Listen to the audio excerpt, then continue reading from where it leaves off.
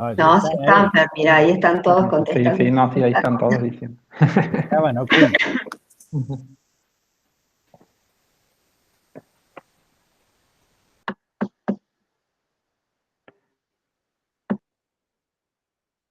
A ver, ahí.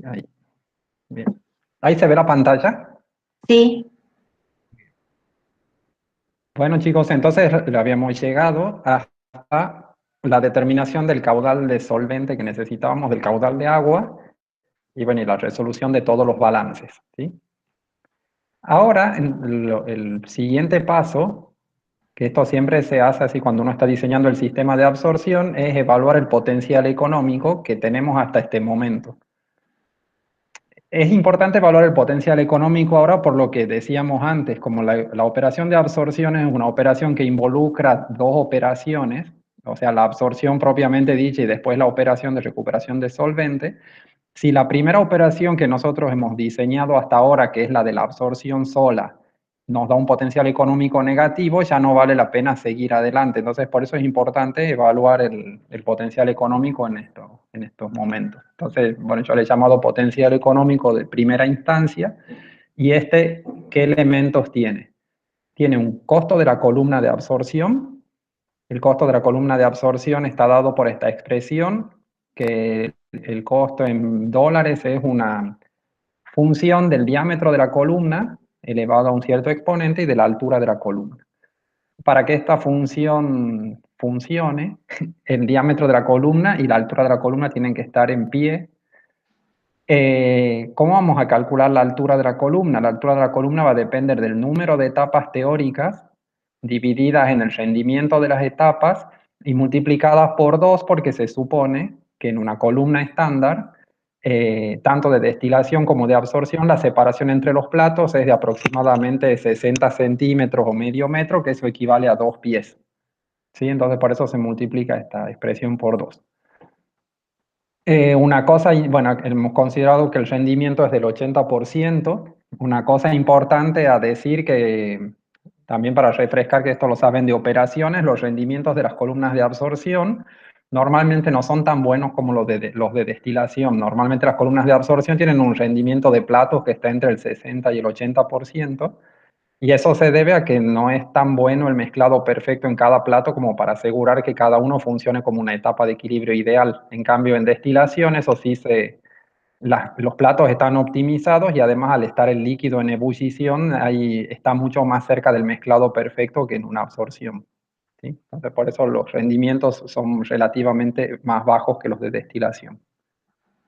Y luego para el cálculo del diámetro de la columna vamos a utilizar esta expresión que yo ya la he puesto en su forma final, pero no es otra cosa que lo que ustedes ya saben.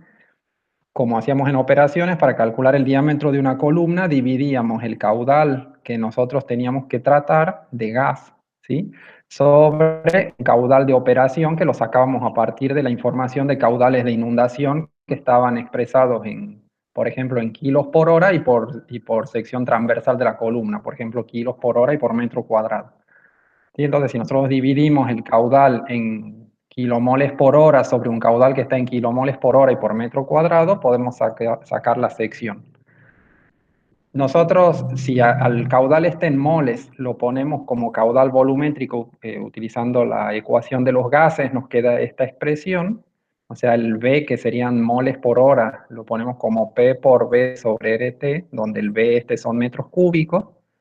El metro cúbico con el metro cuadrado de la sección se van a hacer metros sobre segundo, o sea que van a tener las dimensiones de una velocidad, que es lo que está acá. Y si ustedes se acuerdan del enunciado, el enunciado nos daba la velocidad que tenía el gas que nosotros queríamos tratar, entonces podemos utilizar esa velocidad como velocidad de operación. ¿Sí? Entonces nos queda, B es el caudal en moles por hora, la presión, B está en metros por segundo, metros por hora, R es la constante universal de los gases, T es una temperatura, y toda esta sección es igual a pi por diámetro al cuadrado sobre 4, entonces despejando el diámetro de estos dos últimos miembros, encontramos esta expresión que está aquí más arriba. ¿Sí? Es importante para que esto le funcione bien que todo lo pongan en unidades que sean coherentes. ¿Sí? O todo en unidades inglesas o todo en unidades internacionales y luego se fijan que el diámetro esté en pie para poder utilizarlo en esta fórmula. ¿Qué otros elementos tiene el potencial económico además del costo de la columna? Tiene el costo del solvente, que el costo del, bueno, tiene costo de solvente, tiene costo de eliminación del efluente, porque ustedes acuérdense que hay una parte de la acetona que no se recupera y esa parte de acetona que no se recupera sale por la parte de arriba de la columna con el aire, entonces eso tiene un costo asociado de eliminación. Y la parte positiva del potencial económico es la venta de la acetona. ¿Sí? Entonces, el costo del solvente va a ser el precio del solvente por el caudal L2 de agua que nosotros estamos introduciendo. El valor de precio de solvente está en el enunciado.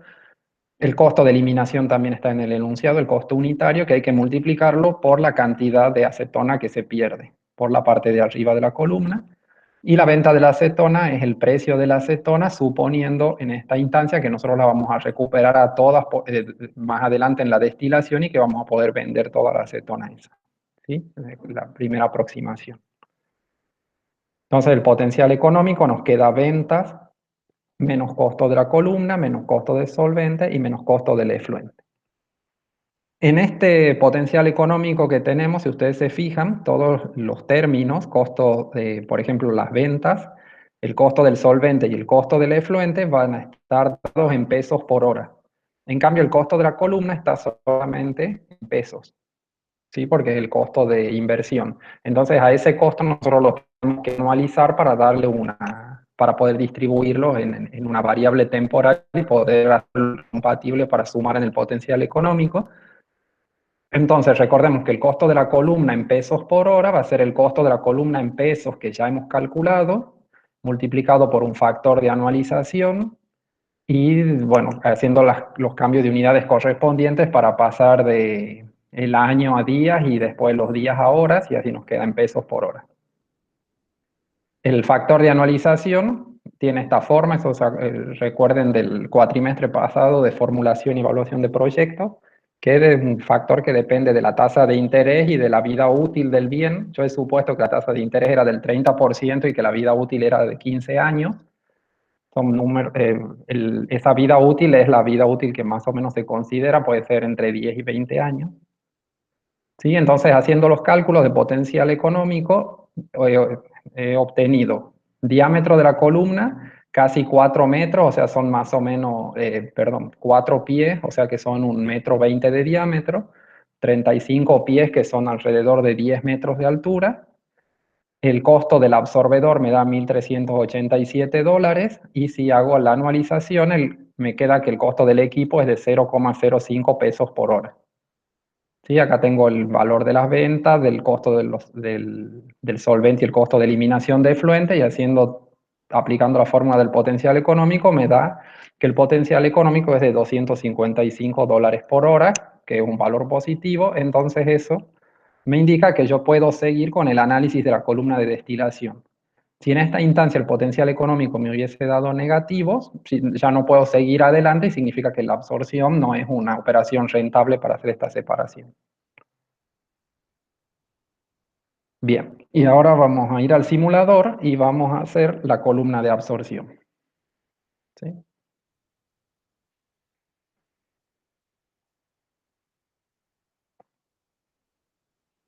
¿Hay alguna pregunta, chicos, respecto del potencial económico?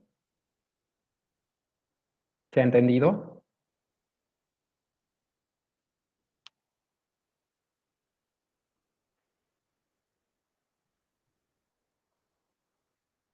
Sí. Sí, bueno.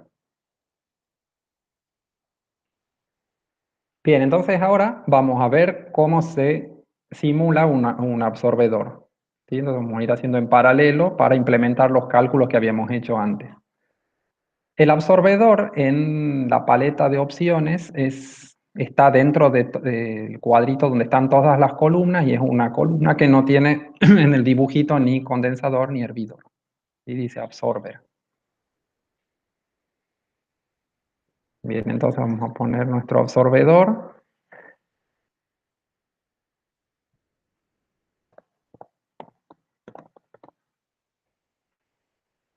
Y vamos a definir en el absorbedor, como ustedes ven, el absorbedor tiene dos corrientes de entrada, que son la corriente de gas y la corriente de líquido solvente, y tiene dos corrientes de salida, ¿sí? Serían los 4 caudales que están asociados. También tiene la posibilidad de tener entradas laterales, entradas y salidas laterales, pero ahora no la vamos a utilizar. Entonces, tiene una entrada que sería el del solvente por el lado de arriba y una entrada por el lado de abajo, que sería la acetona aire. Y por la parte de arriba sale el gas exhausto, digamos, el gas sin teóricamente sin acetona, con muy poquita acetona, y por el lado de abajo sale la acetona con el agua. ¿Sí? Entonces fíjense cómo queda una columna que tiene 4 corrientes. La corriente de arriba, la que es de solvente, la vamos a definir con una composición de agua pura. Este sería 0.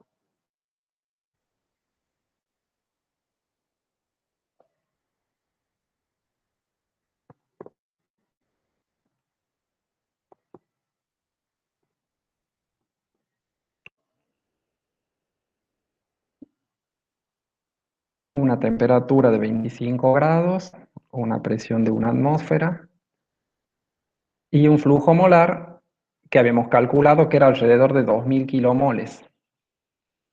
¿Sí? Si volvemos a la presentación, teníamos que el flujo molar de solvente era de 2066,5. Entonces vamos a poner acá 2000 y después vamos a hacer un estudio alrededor de ese número para ver qué es lo que nos conviene. Y ahí tendríamos definida la corriente de solvente. Y la corriente de acetona aire que vamos a tratar la podemos definir de la corriente que habíamos definido antes, que se llamaba mix-F.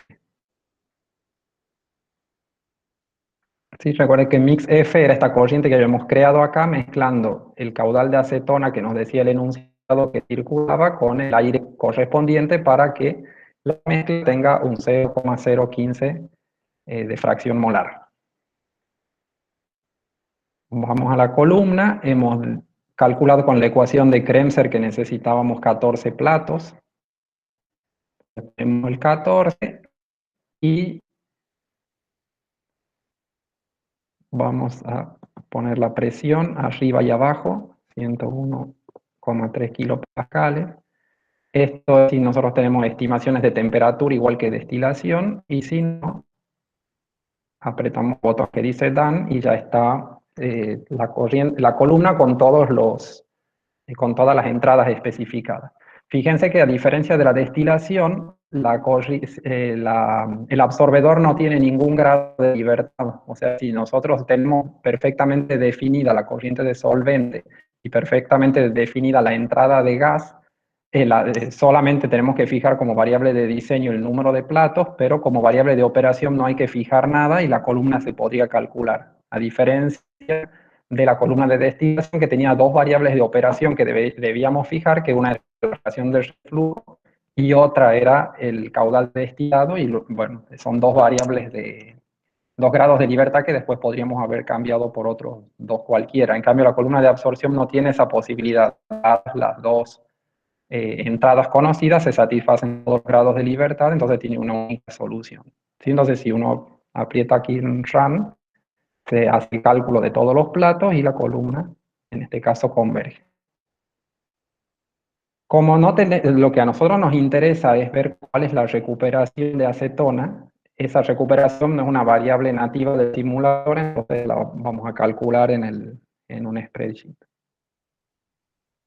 ¿Sí? Entonces, en el spreadsheet vamos a definir de la corriente que se llama acetona aire, cuál es el flujo de un componente, que en este caso es la acetona, y con eso tendríamos definido cuáles son los moles de acetona que ingresan a la columna. Y ahora vamos a importar otra variable, que serían de la corriente acetona agua, que es la corriente de salida, cuál es el flujo molar que sale de acetona. Entonces, ahora vamos a la hoja de cálculo, dividimos a 2 en A1, ¿sí? Y nos da que la recuperación que tenemos, vamos a ponerle un nombre, que la recuperación que tenemos de acetona es del 99,25%. ¿Sí? Si nos fijamos acá, la composición es bajísima porque el caudal de agua es muy alto. Y acá en el caudal de gas que sale por arriba, ¿sí? La composición de acetona es muy bajita. ¿Sí? Porque la mayor parte de la acetona se ha ido con el agua, pero a costa de obtener una solución muy diluida.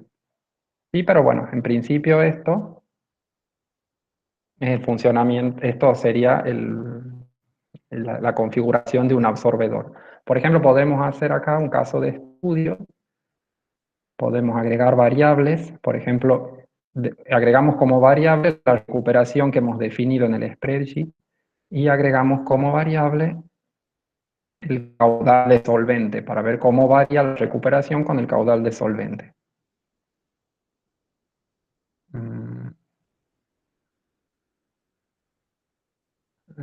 Molar flow.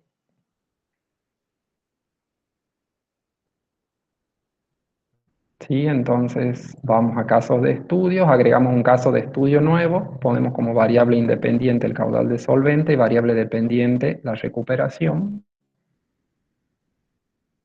Y nosotros habíamos puesto 2000 porque eso era lo que nos daba más o menos el cálculo para tener una recuperación alta. Pongamos un valor chico, pongamos desde 1000 a 2100, por ejemplo.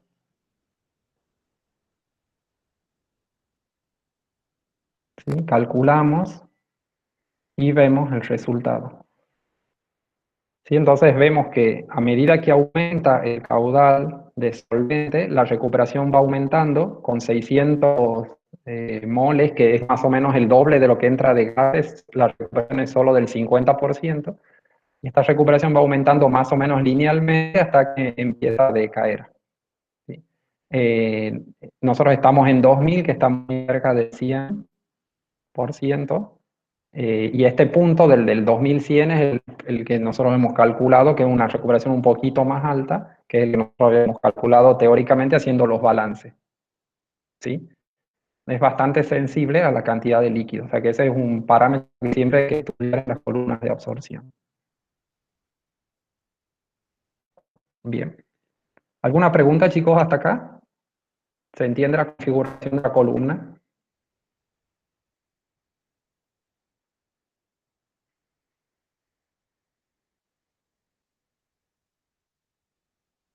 Bueno, supongo que sí.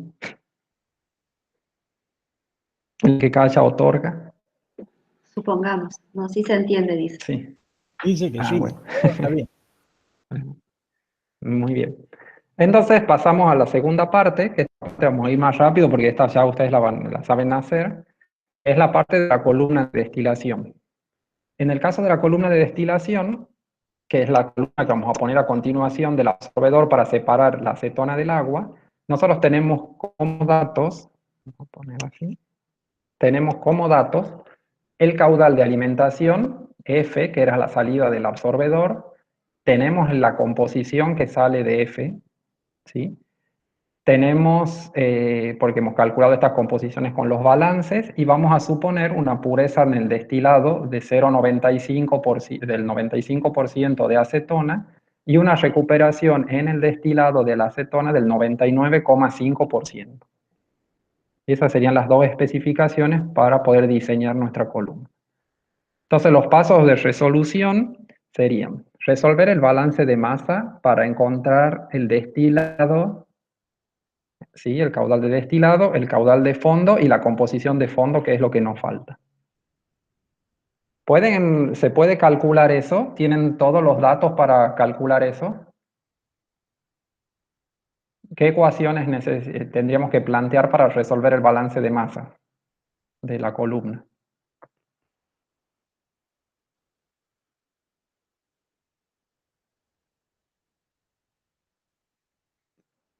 F y XAF son conocidos. Y el XAD, o sea, la composición del destilado, es conocida porque nosotros hemos hecho esa suposición.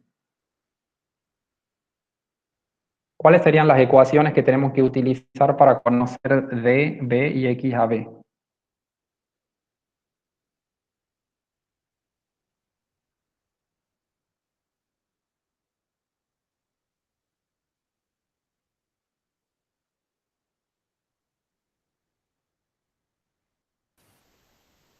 ¿Se escuchan, se aceptan sugerencias? Nadie opina, no hay sugerencia. ¿Qué opinan?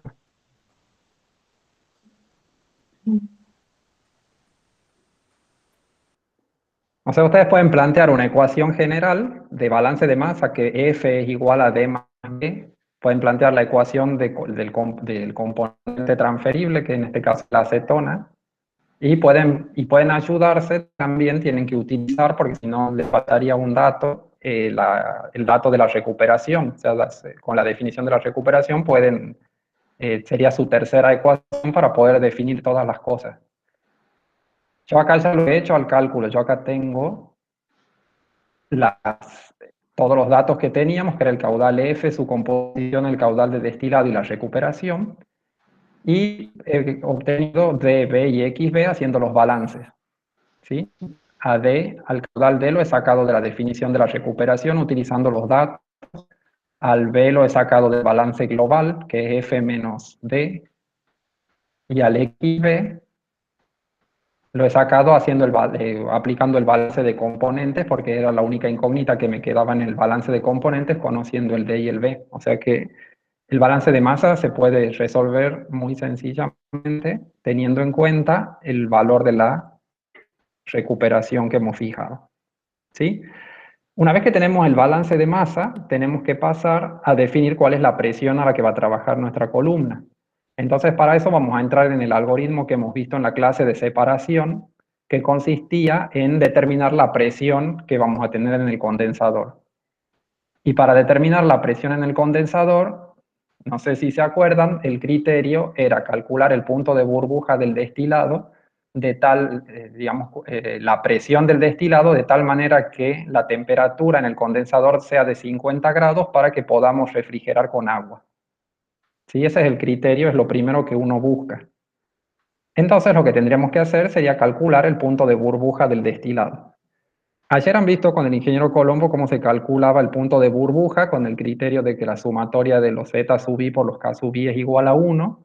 Eso sería la forma de hacerlo, si lo quieren hacer analíticamente, pero acá podemos ayudarnos con el simulador como herramienta para poder calcular el punto de burbuja de la corriente de destilado, ¿sí? De lo que se condensa aquí arriba. Entonces, para eso, lo que tenemos que hacer es sencillamente ir al simulador, definir una corriente nueva. Esta corriente que nosotros tenemos acá es la corriente del destilado de la columna, ¿sí? Y de la corriente del destilado de la columna nosotros sabemos, vamos a poner de nombre, punto de burbuja, para que nos acordemos qué era.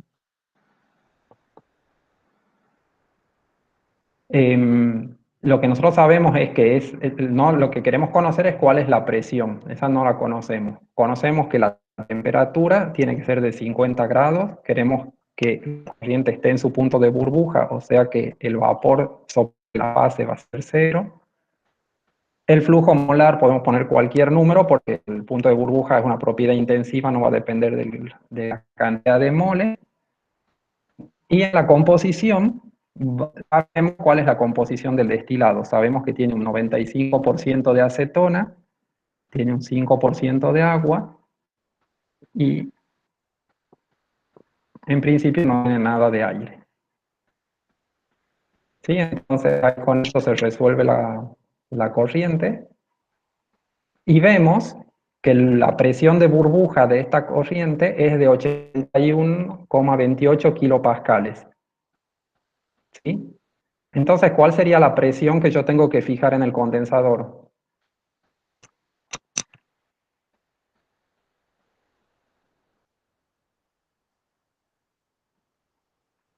La columna debería trabajar a 81,28 kilopascales. ¿Qué opinan ustedes?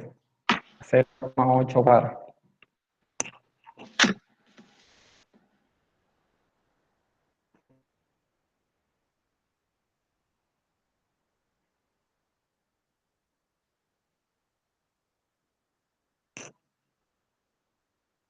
¿Alguna opinión, alguna sugerencia? ¿Qué presión tiene que trabajar la columna?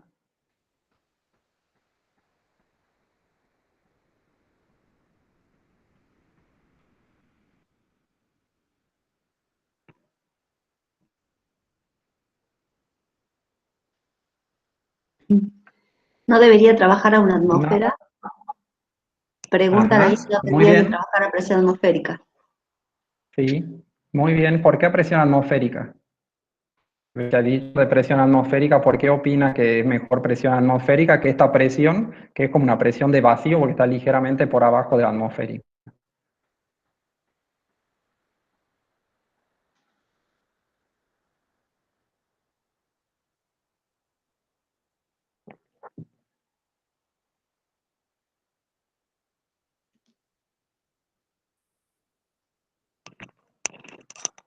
Sí, la razón por la que tiene que trabajar presión atmosférica o una presión por encima de la atmosférica es porque son presiones más fáciles de conseguir que hacer que la columna trabaje en vacío.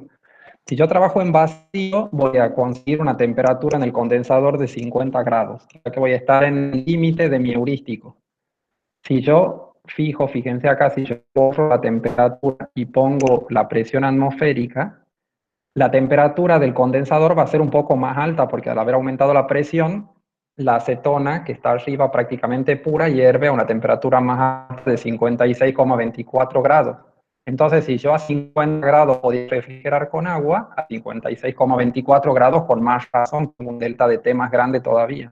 Entonces, por eso me conviene trabajar a presión atmosférica, porque la presión atmosférica es fácil de conseguir y me garantiza una temperatura mayor que la temperatura límite de 50 grados. ¿Sí? ¿Se entiende eso?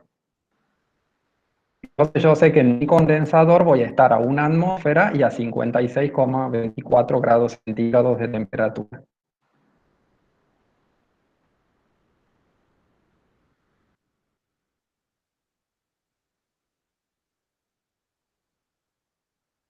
Sí, entonces una vez hecho esto, ya tengo fijada la presión a la que voy a trabajar, tengo fijada todo, ya conozco todos los caudales y composiciones de la columna. Entonces ahora puedo estimar el número mínimo de platos de la columna con la ecuación de Fenske. ¿Sí?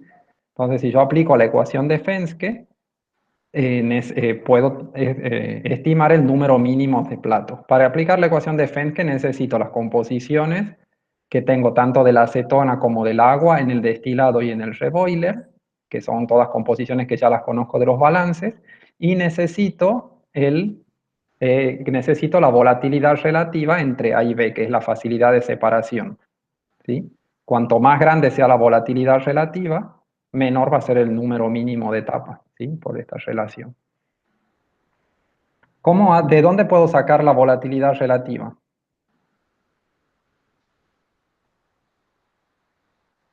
Esto, digamos, yo sé que ustedes lo podrían hacer solos, ya hemos visto el tema de destilación, pero la idea es que lo vayamos repasando y haciendo para que ustedes vean todos los recursos con los que cuentan cada vez que necesitan un dato. Fíjense que cada vez que tenemos que calcular un punto de rocío, que hay que calcular alguna cosa, vamos al simulador, hacemos un pequeño ensayo. Entonces, esa gimnasia tienen que tener ustedes para poder ir obteniendo la información que necesitan. Si yo necesito volatilidad relativa, ¿de dónde la puedo sacar? ¿O qué volatilidad relativa es la que tendría que poner ahí? Con las herramientas que tienen.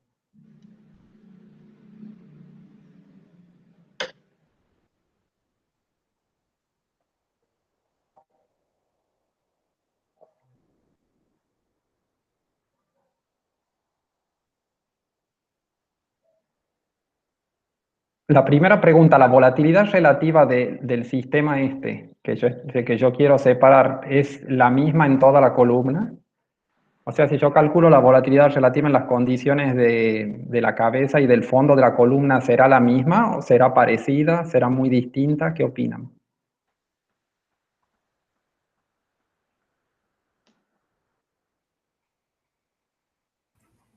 Profe, ¿Sí?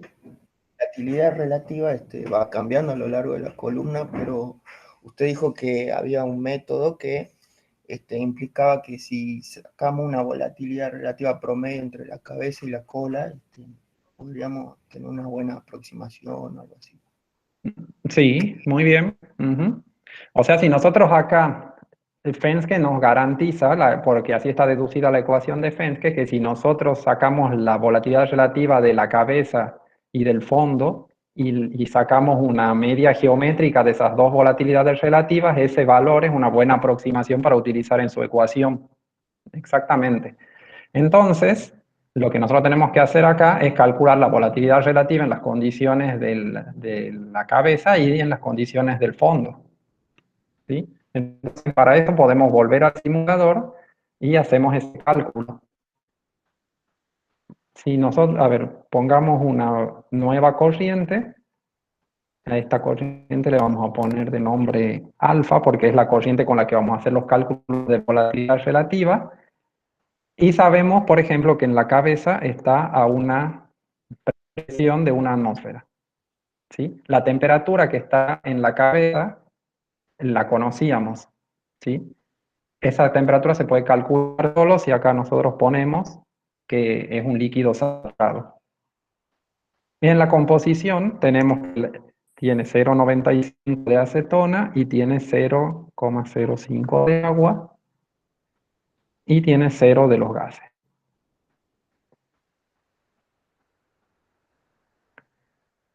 Y de flujo molar, otra vez el flujo molar, este cálculo es independiente del flujo molar, pongamos 100 kilomoles por hora. Entonces, con esto queda resuelta la columna en estas condiciones de punto de burbuja de la cabeza, y si nos fijamos en los valores de K, tenemos el valor de K de la acetona y el valor de K del agua. O sea, sabemos que dividiendo 1,012 en 0,7722 tenemos la volatilidad relativa de la acetona respecto del agua en la parte de arriba de la columna. ¿Sí? ¿Está claro eso? Yo he hecho esa división, acá en el Excel la tengo hecha la división. Vamos a poner más grande.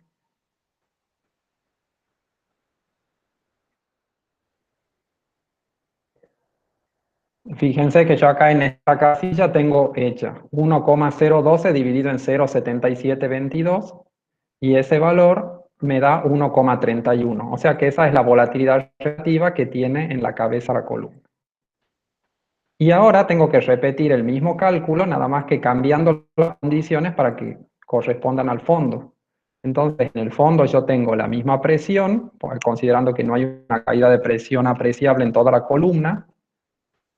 No conozco el número de platos, el flujo molar lo fijo en 100, y lo que tengo que cambiar es la composición. ¿Por qué? Porque en el fondo yo tengo muy poquita acetona, no sé cuánta, pero era un número bajísimo.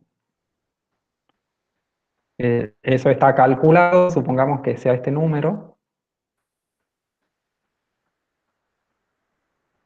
Vamos a poner un número un poco más grande para que se vea. Ahí. Y casi todo es agua. De todas maneras, el XG ustedes lo han calculado, o sea que pueden poner el número exacto acá porque está calculado de los balances.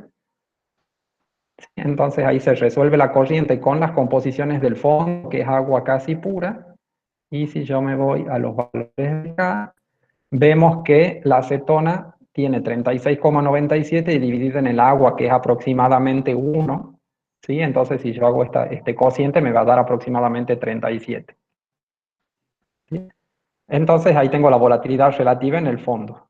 Fíjense que el cambio de volatilidad relativa es muy grande porque la columna esta es una columna muy desproporcionada, es una columna que tiene un caudal muy pequeño de acetona que va por arriba y un caudal enorme de agua que sale por abajo.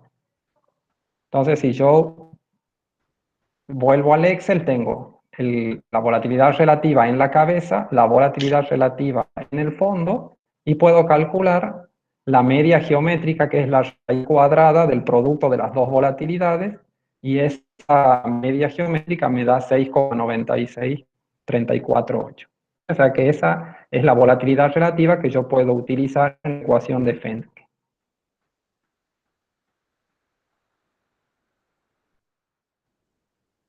¿Sí? Acá está indicado. Esta es la ecuación de Fenske, esta es la volatilidad relativa que voy a utilizar, que es la volatilidad relativa en el destilado y la volatilidad relativa en el reboiler.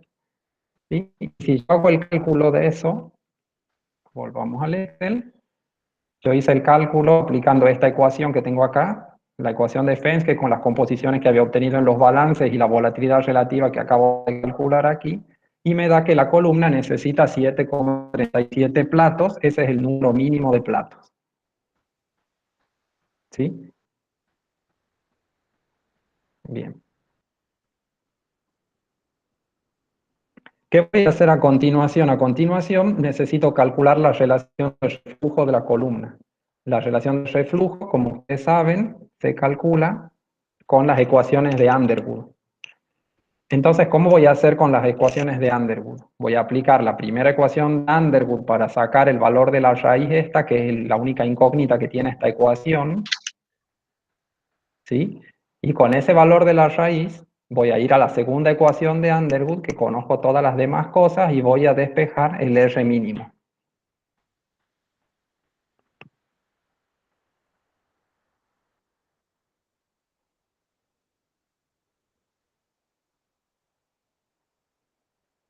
Ese cálculo lo hice acá. Acá tengo los dos términos de la ecuación de Underwood. ¿Por qué? Porque la ecuación de Underwood tiene el número de términos que tiene, corresponde al número de componentes. Como solamente tengo agua y acetona, hay un término para cada uno de ellos. Un término para el agua y un término para la acetona, perdón, y un término para el agua. Eso me tiene que dar 0 y ahí encuentro que la raíz es 6,87. ¿Sí? Recuerden que la raíz de la ecuación de Underwood tiene que dar un valor que esté entre las volatilidades relativas de los dos componentes, que serían entre 6,96, que es la volatilidad relativa de la acetona respecto al agua, y 1, que es la volatilidad relativa del agua respecto de sí misma. ¿Sí? Porque en la ecuación de Underwood todas las volatilidades relativas están puestas respecto del mismo componente. En este caso yo he elegido el agua. Entonces me da esta raíz. Entonces yo voy aquí a la segunda ecuación de Underwood, la calculo utilizando esa raíz y me da una relación de reflujo mínima enorme de 72. ¿Sí? Esa relación de reflujo es prohibitiva, pero la columna no va a funcionar seguramente con esa relación de reflujo. Pero esto es un indicador de que la ecuación de Underwood no es una ecuación adecuada para este tipo de sistema. Es un sistema que no es ideal y un sistema en el que nosotros no estamos seguros de que haya un flujo molar constante, que es lo que necesita esta ecuación. De hecho, tenemos un destilado que son muy poquitos moles y alrededor de 5 moles y alrededor de 2000 moles de agua que salen por la parte de abajo. ¿Sí? Entonces, la ecuación de Underwood no da una buena estimación de la relación de reflujo mínima. De todas maneras, yo he puesto esto en la diapositiva para que ustedes lo tengan a todo el procedimiento de cómo calcular una columna paso a paso, porque en una columna convencional se haría de esta manera. En este caso, la ecuación de Underwood falla en la estimación del reflujo mínimo, entonces no lo podríamos poner acá para calcular luego con la correlación de Gilliland el número real de etapas. ¿Sí? Entonces, en nuestro caso, para configurar la columna de destilación, nos vamos a ayudar con el simulador. Bien, ¿qué más tendríamos que hacer? Porque nuestro objetivo final es poder calcular el potencial económico. Entonces, el potencial económico, con los datos que hemos calculado hasta aquí, podemos sacar el potencial económico de la columna de destilación, de la columna sola. Pero la columna también tiene adosados dos intercambiadores de calor que son el condensador y el hervidor. Entonces, necesitamos incluir esos costos también en el potencial económico. Entonces vamos a pasar al cálculo del área del condensador. Nosotros en el condensador, ¿qué tenemos? Prácticamente acetona pura, que es la que se condensa, está al 95%, o sea que la pendiente de esta recta es muy cercana a 0. Y tenemos el agua refrigerante que sí se calienta desde una temperatura inicial a una temperatura final. Y podemos considerar que el agua refrigerante entra a 30 grados, que es agua de proceso, que se calienta, supongamos, hasta 40 grados. Y la acetona sabemos la temperatura a la que está porque lo hemos calculado cuando hemos calculado el punto de burbuja, que está aproximadamente a 56 grados. ¿Sí? Entonces eso nos va a permitir calcular el calor que se intercambia en el condensador, que es U por A por F por el delta de T medio logarítmico. Con las diferencias de temperatura de acá calculamos el delta de T medio logarítmico. Y por otro lado, sabemos que Q, el calor que vamos a intercambiar, es igual a la cantidad de vapor generada por la columna o que se condensa en la columna por el calor de vaporización. Y esta cantidad de vapor la podemos expresar como caudal de destilado por R más 1. Y si juntamos las dos ecuaciones estas, de acá podemos calcular el área. El área va a ser D por R más 1 por lambda, que es el calor de vaporización que es conocido, sobre U por delta de T medio logarítmico. Tanto el lambda como el U son valores conocidos porque se pueden estimar. El lambda es el lambda de la acetona y el U es un valor que se puede estimar de bibliografía para este tipo de líquidos, ¿sí? De hecho, en las últimas transparencias está un valor de U sugerido para que ustedes puedan utilizar en este cálculo. ¿Por qué acá en esta ecuación no aparece el F, el factor de corrección del intercambiador de calor?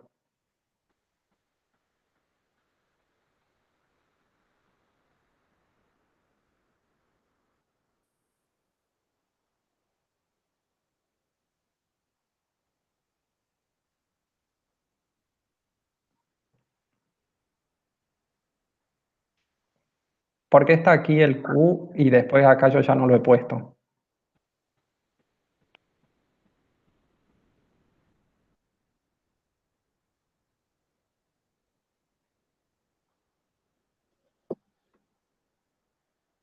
¿Se acuerdan por qué era eso?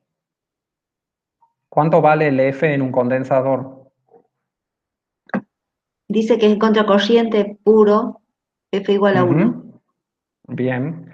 O sea, nosotros no sabemos exactamente si este intercambiador es contracorriente puro porque no lo hemos diseñado. O sea, acá hemos supuesto, yo he hecho el perfil de temperaturas nada más, pero puede ser que no sea contracorriente puro. Pero lo que sí es seguro es que es un condensador, o sea que hay un fluido que no cambia su temperatura. Y eso sí sabemos que cuando hay un fluido que no cambia su temperatura, ya sea un condensador o un hervidor, el factor de corrección del delta de T medio logarítmico vale 1. ¿Sí? O sea que la razón es porque es un condensador. Después, si el intercambiador al final termina siendo un intercambiador tipo 1, 2, 2, 3 o lo que sea, digamos es aparte y eso ya tiene que ver con el diseño del intercambiador. Bien. Entonces, a partir de ahí nosotros podríamos calcular el área. Lo único que nos faltaría de esta ecuación, que no lo hemos podido calcular porque nos ha fallado en la ecuación de Underwood, es la relación de reflujo. Entonces, esta relación de reflujo la vamos a sacar como dato del simulador, ¿sí? Cuando hagamos la columna en el simulador y ya la tengamos sintonizada, con el valor de relación de reflujo que estemos trabajando, lo vamos a poder sustituir acá, vamos a poder estimar el área y esa área usarla en el costo del intercambiador. Entonces, con este mismo razonamiento con el que calculamos el área del condensador, vamos a calcular el área del hervidor, ¿sí? De una manera similar, y vamos a poder estimar la segunda instancia del potencial económico, ¿sí? Acá están algunos datos útiles que le van a quedar en la presentación por si necesitan para los cálculos, como la ecuación de Antoine para la acetona y el agua, los CP y los lambda de acetona y agua, el U del condensador, el U del hervidor, y la expresión del costo del condensador. La expresión del costo de la columna es la misma que antes habíamos utilizado para la absorción, o sea, los costos son lo mismo. Y para el intercambiador de calor, tanto para el hervidor como para el condensador, vamos a utilizar esta expresión que está en función del área y el área está en pie cuadrado.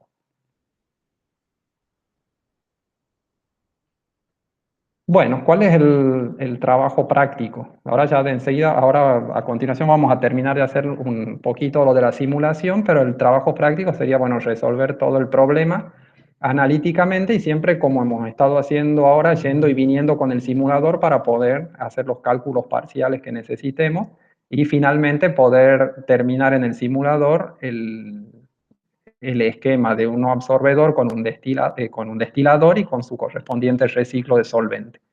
Y la fecha de presentación de este trabajo práctico es el 27 de octubre. Y finalmente, no quería dejar de mencionar esto, hemos hablado solamente de absorción. Les quería mencionar que para desorción también se puede utilizar la ecuación de Kremser. Para diseñar un desorbedor, acá yo las he puesto a las dos ecuaciones para absorción y para desorción para que ustedes las comparen. Y la única diferencia es que digamos, en la definición de la desorción se utiliza un factor de desorción que es el recíproco del factor de absorción, ¿sí? O sea que el S que se define como factor de desorción es 1 sobre A y es la inversa de esto, ¿sí? Entonces, la ecuación es muy similar y el heurístico que se utiliza para absorción y para desorción es el mismo. En un caso A vale 1,4 y en el caso de desorción S vale 1,4, que es el inverso de A. ¿Sí? El significado de las demás variables que aparecen en la ecuación es el mismo que para absorción.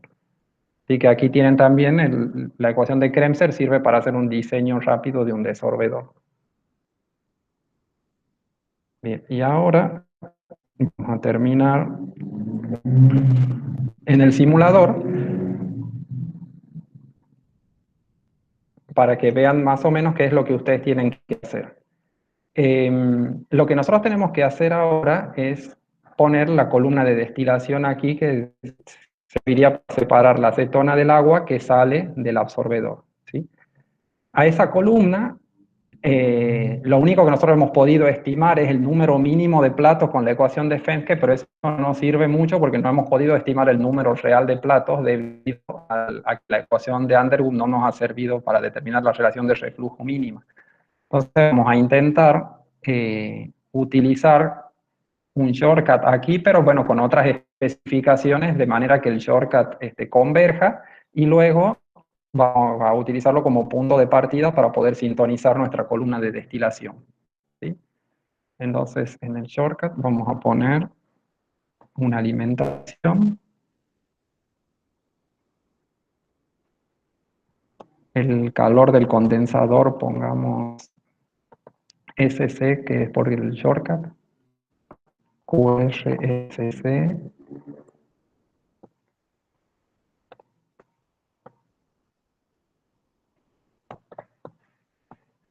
Y nombramos todas las corrientes. ¿Y cuál es la corriente que nosotros queremos ensayar acá en este shortcut? Sería la corriente que sale del absorbedor, que es la que tiene acetona y agua. Entonces, a esta corriente la vamos a copiar de la salida del absorbedor. Entramos aquí al shortcut. Y como parámetros tenemos que el clave liviano es la acetona, el clave pesado es el agua. Y vamos a ensayar de poner unas fracciones molares acá pequeñas, a ver qué nos dice el shortcut, y ponemos la presión de trabajo. Si presionamos esto, el shortcut calcula una relación de reflujo mínima que es bastante alta, de 9,6. Entonces nosotros vamos a tener que poner una relación de reflujo mayor que esta, que normalmente es de un 20% mayor, pongamos 10, ¿sí? Y en este caso el shortcut converge y nos dice como valores para poder llevar a la columna. El número de platos que necesitamos es de 11,4. El número mínimo de platos calculado era 3,6.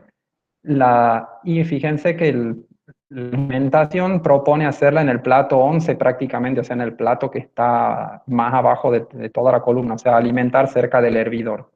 ¿Sí? O sea, es una columna que tiene muy poca zona de agotamiento.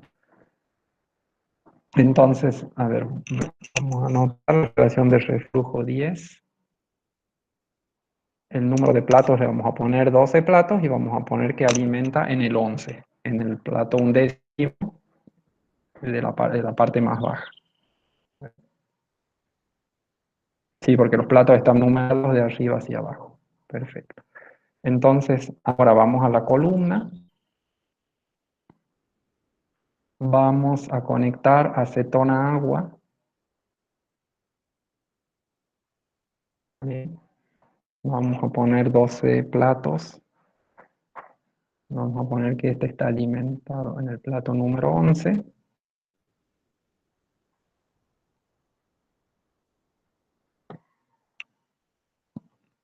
Vamos a nombrar todas las corrientes. En este caso hay una cosa importante a tener en cuenta, que si nosotros, a diferencia del cálculo teórico que hemos venido haciendo, el cálculo analítico, si nosotros vemos en el simulador que ha pasado en la corriente acetona-agua, vemos que en la composición de esta corriente hay predominantemente agua y acetona, pero hay una cantidad que es apreciable de oxígeno y nitrógeno. Acá en la fracción molar es muy poca porque la cantidad de agua es mucha, pero si uno lo pone en moles, sí tenemos un cierto número de moles de estos, que estos podrían darnos algún problema a la hora de hacer la separación. ¿Sí? Entonces eso vamos a tener que tener en cuenta. En principio vamos a intentar con un condensador total, a ver si no nos dan problemas los gases, si no habría que hacer un condensador parcial para que haya una corriente de venteo en la que se puedan sacar esos gases.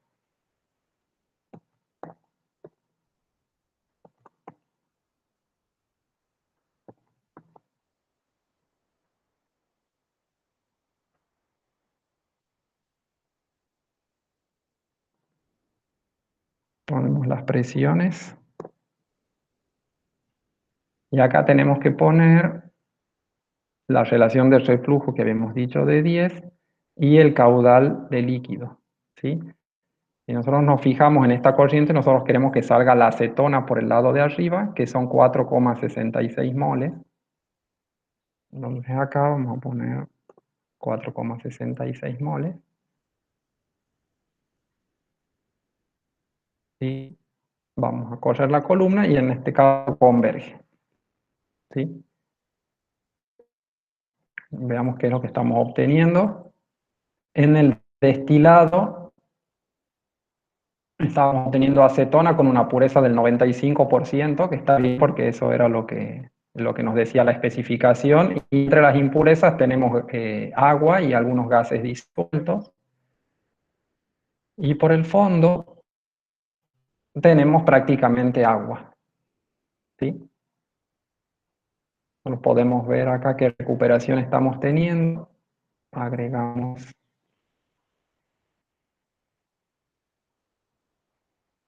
una recuperación de acetona en el destilado. Y nos fijamos que tenemos una recuperación del 95%. O sea, esta columna se puede ajustar un poco para aumentar la recuperación, porque nosotros queríamos una recuperación del 99% más o menos. ¿Sí? Así que, pero dentro de todo, bueno, está bien.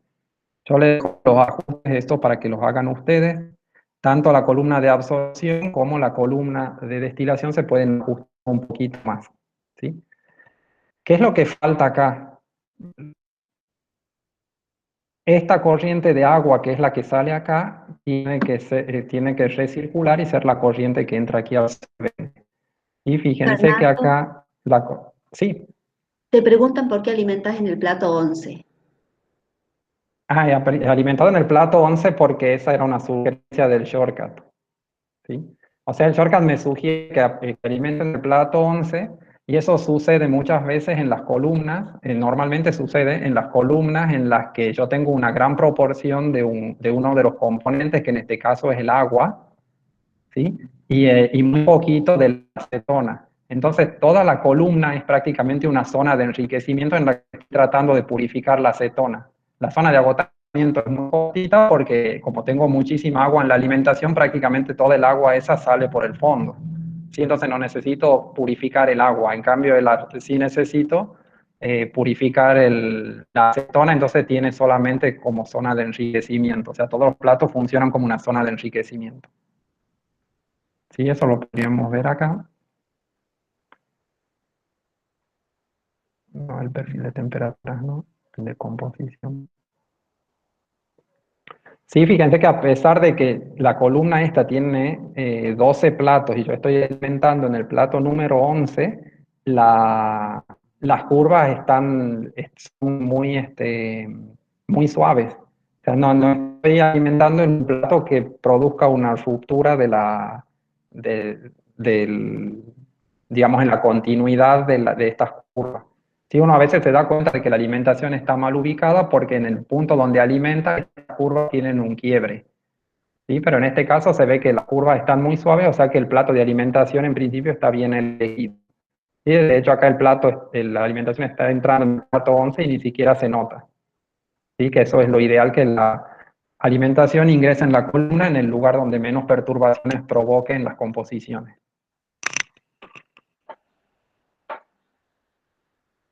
Sí, no sé si está claro.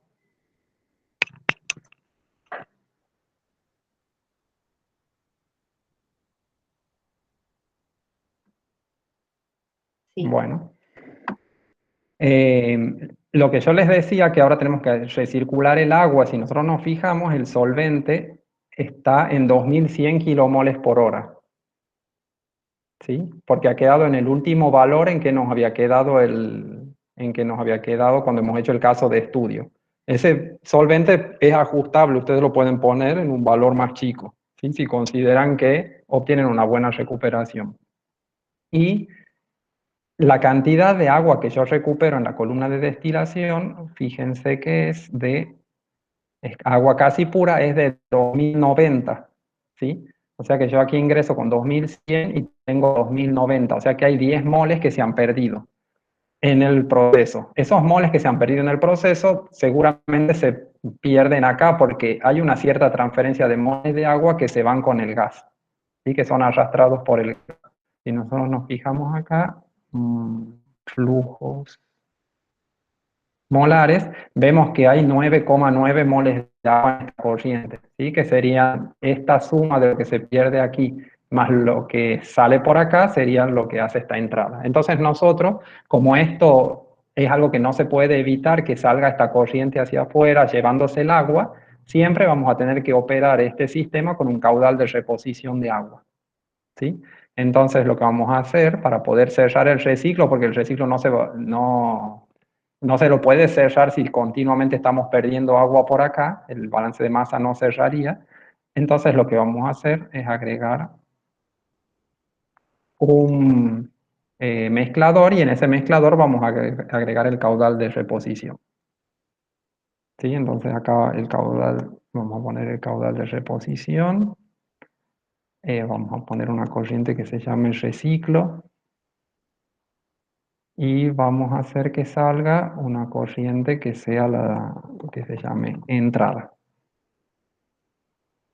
¿Sí? O sea que acá tenemos un mezclador a donde vamos a tener un caudal de reposición, un caudal de reciclo que viene de acá y eso va a constituir la entrada del absorbedor. ¿Sí? Por otro lado, una cosa que también hay que observar acá es que si bien este caudal es el que va a entrar aquí, el solvente este está entrando a 25 grados a temperatura ambiente, en cambio este está saliendo del hervidor de esta columna, que sale prácticamente a 100 grados, que es la temperatura de ebullición del agua. Entonces lo que yo voy a tener que hacer es acondicionar esta corriente para que no perturbe la columna con un intercambiador de calor. Entonces yo voy a poner acá un intercambiador de calor al que ingresa el agua que quiero recircular, va a salir el agua fría, esto va a tener un cierto calor, ponemos que no hay pérdida de carga en el intercambiador, y fijamos la temperatura de salida a 25 grados. ¿Sí? O sea, para que esta corriente se parezca lo máximo posible a las condiciones de este solvente que quiero recircular. Voy a usar el aparatito de reciclo y aquí va a entrar esta corriente. ¿Sí? Bueno, entonces ahora lo que tengo que hacer es trabajar con este mezclador. Esta corriente que yo tengo acá, de entrada, Por ejemplo, la corriente esta que va a entrar desde afuera, yo sé que tiene que estar a una temperatura de 25 grados, a 101,3 kilopascales. No le voy a poner por ahora el flujo molar y voy a poner que la composición es de agua.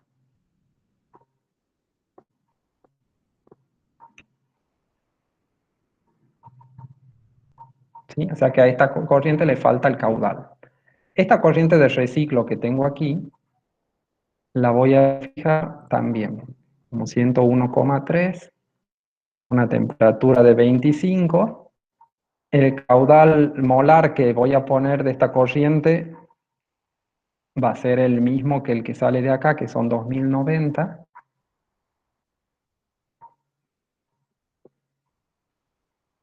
Y la composición va a ser 0 de acetona, 1 de agua y 0 de todos los demás gases. ¿Sí? O sea que esta corriente está definida. Y esta corriente que va a ser la entrada de la columna,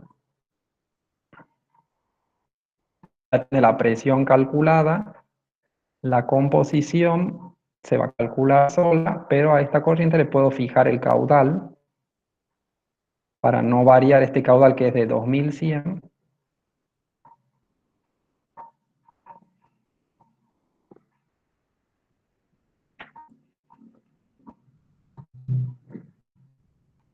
¿Dónde tengo? Ahí está, no se le ha grabado. 0, 1, 0, 0, 0. Ahí está.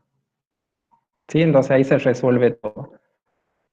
¿Qué ha sido lo que yo he hecho acá? La corriente de reciclo la he definido completamente. La corriente esta la he definido completamente menos el caudal. Y a esta corriente de acá la he definido, lo único que le he definido ha sido el caudal. Entonces el simulador resuelve el balance de masa y asigna un caudal a este que es la diferencia entre estos dos. Y las demás variables las obtiene haciendo los balances porque están dadas todas las entradas, tanto de las composiciones como de las temperaturas, presiones, etc. Y entonces yo ahora puedo, en esta corriente, desconectar, a ver cómo se llama, solvente, desconectar solvente y poner la corriente que se llama entrada.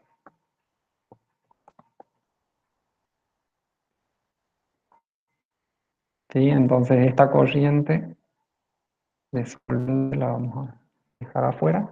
Entonces ahora no ha cambiado nada porque la corriente de entrada es igual que la corriente de solvente, nada más que está hecha a partir de estos dos. Entonces ahora lo que voy a hacer es tratar de cerrar el reciclo.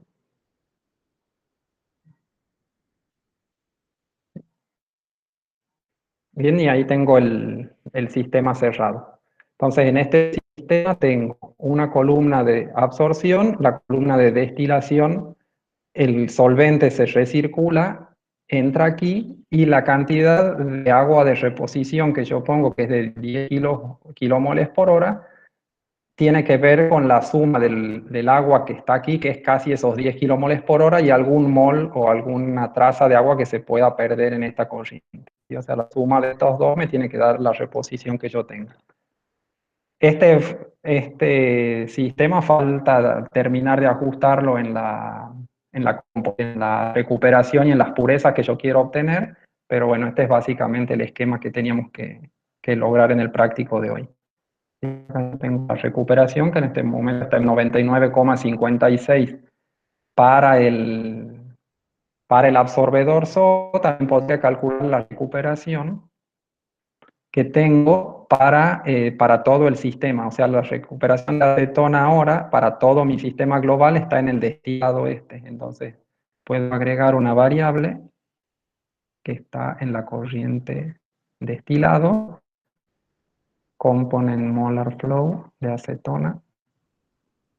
Y ahora me voy al spreadsheet y calculo una recuperación global, no solo la recuperación del absorbedor, que sería los moles que yo obtengo en el destilado, que están en A3, divididos en los moles que yo he ingresado que están en A1. ¿Sí? Entonces, de acá yo pongo como resultado que si el absorbedor tiene una recuperación del 99% de la acetona que ha ingresado, el sistema global tiene una recuperación del 94,78% de acetona, y eso se debe a la ineficiencia en esta columna que se puede ajustar un poquito más. ¿Sí? Así que, bueno, esto sería todo. No sé si tienen alguna pregunta, si ha quedado claro.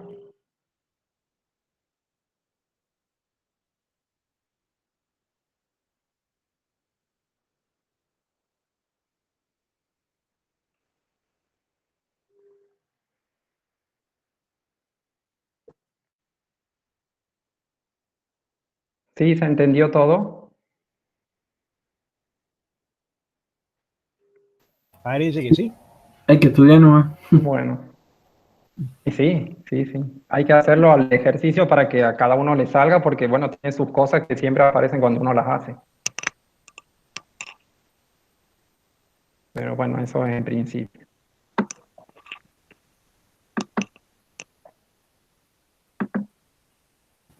Llamado la atención que no contesté